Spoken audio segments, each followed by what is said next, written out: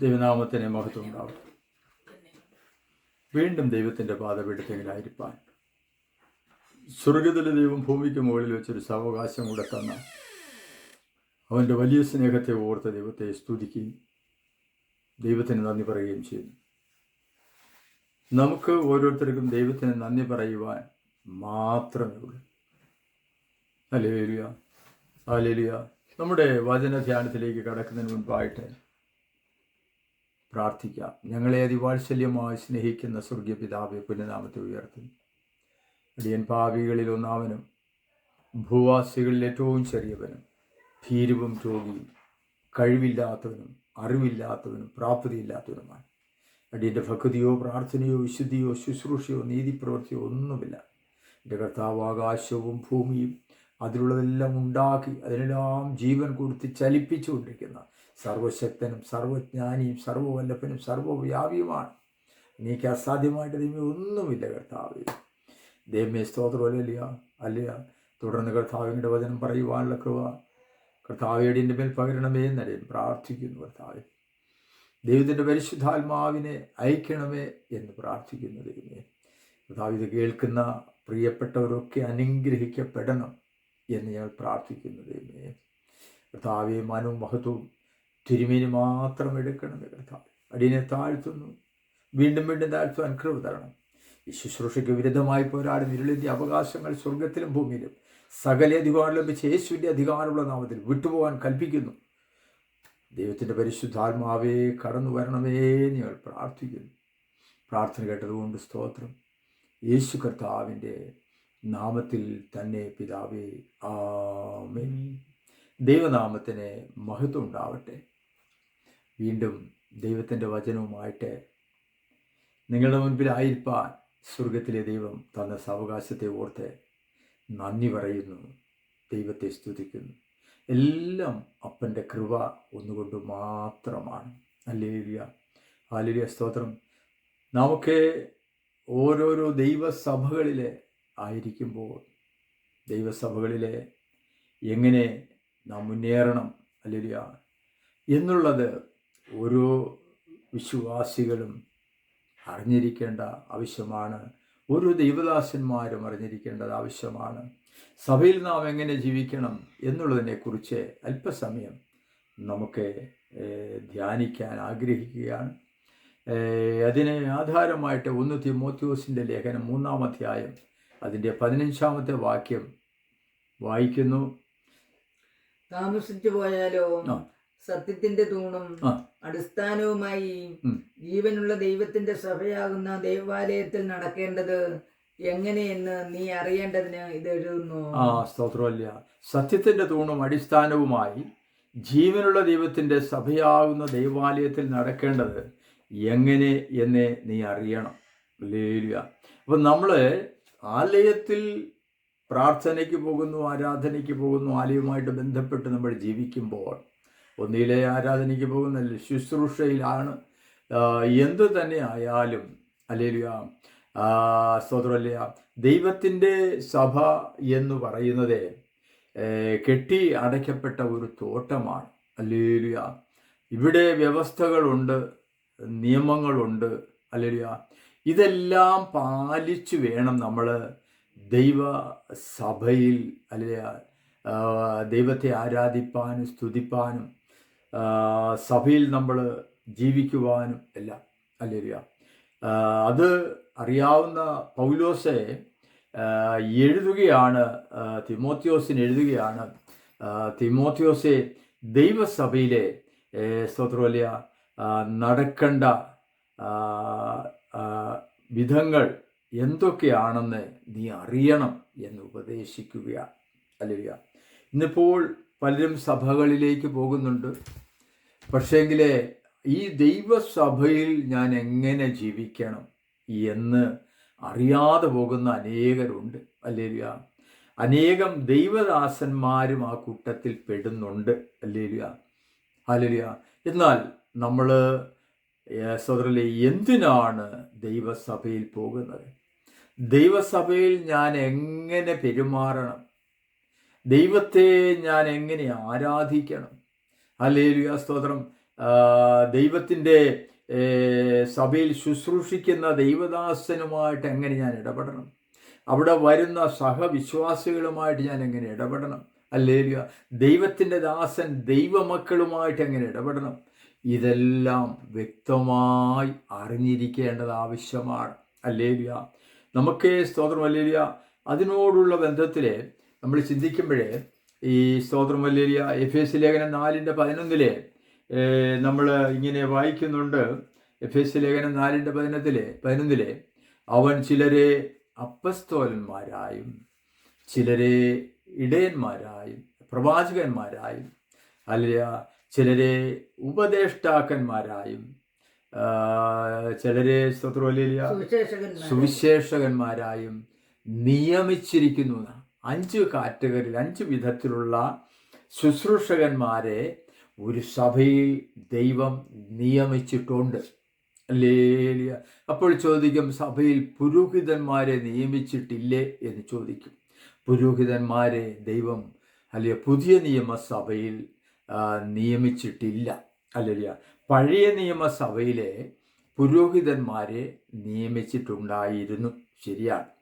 എന്നാൽ പുതിയ നിയമസഭയിൽ ദൈവം നിയമിച്ചിരിക്കുന്നത് ഈ എഫേസ്യ ലേഖനം 4:11 ഞാൻ ഒരിക്കൽ കൂടെ വായിക്കുകയാണ്, വായിച്ചാട്ടെ. അവൻ ചിലരെ അപ്പസ്തോലന്മാരായും ചിലരെ പ്രവാചകന്മാരായും ചിലരെ സുവിശേഷകന്മാരായും ചിലരെ ഇടയന്മാരായും ഉപദേഷ്ടാക്കന്മാരായും നിയമിച്ചിരിക്കുകയാണ്.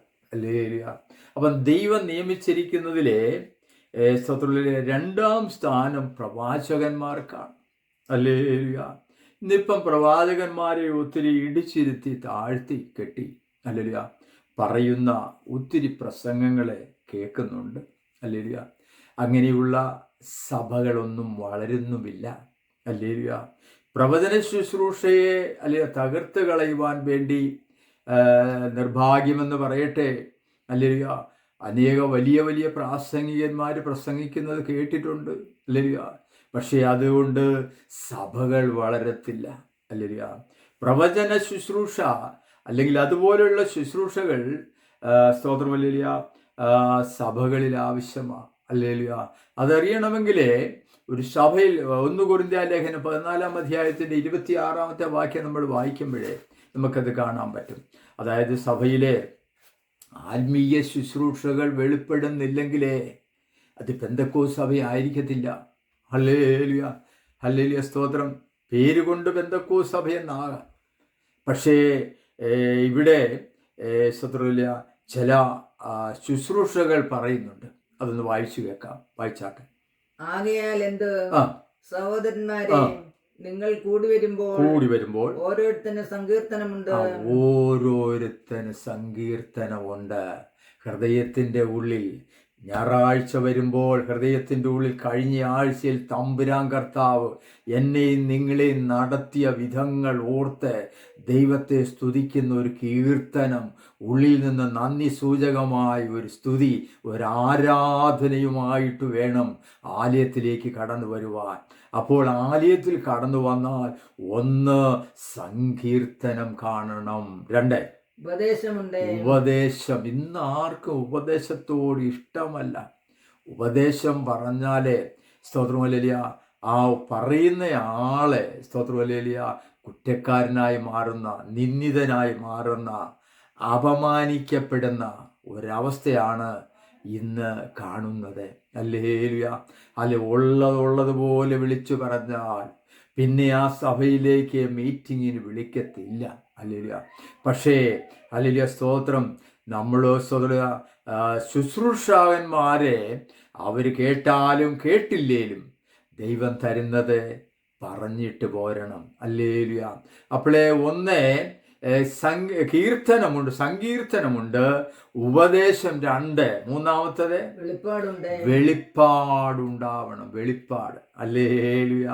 ഹല്ലേലൂയ. ദൈവമക്കളെ, ഹല്ലേലൂയ, നിങ്ങൾ ആരാധിക്കുന്ന സഭയിൽ വെളിപ്പാട് കാണുന്നുണ്ടോ? വെളിപ്പാടുണ്ടോ? ഹല്ലേലൂയ. എന്താ വെളിപ്പാട്? ഹല്ലേലൂയ. ഹല്ലേലൂയ. സിനിമയിൽ കാണിക്കുന്നത് പോലെ കണ്ണടച്ച് ആരാധിക്കുമ്പോൾ ഹല്ലേലൂയ. ഒന്നിലധികം കാര്യങ്ങൾ കാണിക്കുന്നതാണ് വെളിപ്പാട്. ഹല്ലേലൂയ. ദർശനം എന്ന് പറഞ്ഞാൽ ഒരു കാര്യം, ഹല്ലേലൂയ, ഒരു സമയത്ത് കാണിക്കുന്നതാണ് ദർശനം. ഹല്ലേലൂയ. സ്വപ്നം അതുപോലെ വേറെ. ഹല്ലേലൂയ. കൃപാവരങ്ങൾ പ്രാപിച്ച, ഹല്ലേലൂയ സ്തോത്രം, സഭയായിട്ട് നമ്മുടെ സഭകൾ ഉയരുന്നില്ലെങ്കിൽ ഒരിക്കലും പെന്തക്കോസ്ത് സഭയാവത്തില്ല, യേശുവിൻ്റെ സഭയാവത്തില്ല. ഹല്ലേലൂയ. അപ്പോൾ മൂന്നാമത്തത് വെളിപ്പാടാണ്. വെളിപ്പാട്. നാലാമത്തത് വായിച്ചാട്ടെ. അന്യഭാഷ. കേട്ടോ, അന്യഭാഷ വേണം. അന്യഭാഷ. ഹല്ലേലൂയ. ഹല്ലേലൂയ. ഹല്ലേലൂയ. അന്യഭാഷകൾ, ഹല്ലേലൂയ സ്തോത്രം, പറയുന്നത് ശരിയാണോ എന്ന് സംശയിക്കുന്ന ചിലരുണ്ട്. ഹല്ലേലൂയ. അവരെ ഈ അന്യഭാഷ പറഞ്ഞിട്ട് അല്പസമയം ഇരുന്നൊന്ന് പ്രാർത്ഥിച്ച്, കർത്താവ് ഇതിൻ്റെ വ്യാഖ്യാനം എനിക്കിതാ, ഇത് ശരിയാണോ അല്ലയോ എന്നൊന്ന് അറിയാനാ എന്ന് പറഞ്ഞു പ്രാർത്ഥിച്ചാൽ ദൈവത്തിൻ്റെ പൈതലെ നിനക്കതിൻ്റെ വ്യാഖ്യാനം കിട്ടും. ഹല്ലേലൂയ. ഹല്ലേലൂയ. അതല്ലെങ്കിൽ അന്യഭാഷാ വ്യാഖ്യാനം പറയുന്നവരുണ്ട്. ഹല്ലേലൂയ. ഹല്ലേലൂയ. ദൈവത്തിൻ്റെ കൃപ കൊണ്ട് എളിയനാ ശുശ്രൂഷ എൻ്റെ ദൈവം തന്നിട്ടുണ്ട്. ഹല്ലേലൂയ. അനേകരുടെ അന്യഭാഷകൾ വ്യാഖ്യാനിച്ചു കൊടുത്തിട്ടുണ്ട്. ഹല്ലേലൂയ. വളരെ ചുരുക്കമായിട്ട് അന്യഭാഷയിൽ സംസാരിച്ച് വ്യാഖ്യാനം പറയാൻ സ്വർഗത്തിലെ ദൈവം ഭാഗ്യം തന്നിട്ടുണ്ട്. ദൈവമക്കളെ, ദൈവവചനത്തിൽ എഴുതിയിരിക്കുന്നതെല്ലാം ഉണ്ട്. അന്യഭാഷയുണ്ട്, വ്യാഖ്യാനമുണ്ട്. 5 വ്യാഖ്യാനമാണ്. ഹല്ലേലൂയ. അന്യഭാഷ നമ്മൾ പറയുമ്പോൾ അതിൻ്റെ വ്യാഖ്യാനം കൂടെ പറയുവാൻ നമ്മൾ കടപ്പെട്ടവരാണ്. അന്യഭാഷയിൽ, ഹല്ലേലൂയ സ്തോത്രം, സംസാരമുണ്ട്. സംസാരിക്കുന്നെങ്കിൽ അതിൻ്റെ വ്യാഖ്യാനം പറയണം. നമ്മൾ അന്യഭാഷയിലെ ആരാധനയുണ്ട്, സ്തുതിപ്പുണ്ട്. ഹല്ലേലൂയ. അതിന് വ്യാഖ്യാനം പറയണമെന്നില്ല. വ്യാഖ്യാനം കിട്ടുന്നെങ്കിൽ പറയാം. ഹല്ലേലൂയ. അന്യഭാഷയിൽ പ്രാർത്ഥനയുണ്ട്. ഹല്ലേലൂയ. അന്യഭാഷയിലെ പ്രാർത്ഥനയ്ക്കും വ്യാഖ്യാനമുണ്ട്. പക്ഷെങ്കിൽ ഇവിടെ തിരുവെഴുത്തിൽ പറയുന്നത് അന്യഭാഷയിൽ സംസാരിക്കുന്നവരെ വ്യാഖ്യാനപരത്തിനായി പ്രാർത്ഥിക്കട്ടെ എന്ന്. അപ്പോൾ ഒരു സഭയിൽ 5 കാര്യങ്ങൾ, 5 കൃപാവരങ്ങൾ ഉണ്ടോ? നിങ്ങൾ ആരാധിക്കുന്ന ഈ സഭയിൽ ഈ പറയപ്പെട്ട 5 കൃപാവരങ്ങൾ ഉണ്ടോ? ഒന്നുകൂടെ 5 കൃപാവരങ്ങൾ ഒന്നുകൂടെ വായിച്ച് കേൾപ്പിച്ചാട്ടെ. സങ്കീർത്തനം കാണണം. ഉപദേശം വേണം. ഉപദേശത്തെ തള്ളിക്കളഞ്ഞു പോകല്ലേ. ഹല്ലേലൂയ. ഉപദേശം ആവശ്യമാണ്. ഹല്ലേലൂയ. പിന്നെ വെളിപ്പാട് കാണണം. ആരാധനയിൽ വെളിപ്പാട് കാണണം. സഭയിൽ ആരെങ്കിലുമൊക്കെ വെളിപ്പാട് കാണുന്നവരായി മാറണം. അത് ആലോചന പറഞ്ഞ് പ്രവചിക്കുന്നവരായിട്ട് മാറണം. സഭയിൽ പ്രവാചകന്മാരാണ് അത്യാവശ്യമായിട്ട് വേണ്ടത്. വെളിപ്പാട് കാണണം. ഹല്ലേലൂയ. പിന്നെ അന്യഭാഷ സഭയിൽ വേണം. അല്ലെ, പിന്നെ വ്യാഖ്യാനം വേണം. ദൈവമക്കളെ, ആത്മീയ വർധനയ്ക്കാണ്. ദൈവമക്കളെ, ഒരു കാര്യം പറയട്ടെ. ഈ 5 അടയാളം സഭയിലില്ലെങ്കിൽ അത് ദൈവസഭ അല്ല. അത് ലോകപ്രകാരമുള്ള ഒരു സംഘടനയും സഭയൊക്കെയാണ്. ഹല്ലേലൂയ. ദൈവത്തിൻ്റെ, യേശുവിൻ്റെ സഭയായിട്ട് മാറണമെങ്കിൽ, ഹല്ലേലൂയ, ഈ 5 അടയാളം നിങ്ങളുടെ സഭയിൽ കാണണം. ഇതില്ലെങ്കിൽ ഇന്നു മുതൽ പ്രാർത്ഥിച്ചോണം, ദൈവമേ ഞങ്ങളുടെ സഭ ഈ 5 അടയാളം കാണിക്കുന്ന സഭയാക്കി മാറ്റണമേ എന്ന് നിങ്ങൾ പ്രാർത്ഥിച്ച് അതിൻ്റെ മേൽ ജയമെടുക്കേണ്ടത് ആവശ്യമാണെന്ന് ദൈവത്തിൻ്റെ ആത്മാവ് ആലോചന പറയുകയാണ്. നമുക്ക്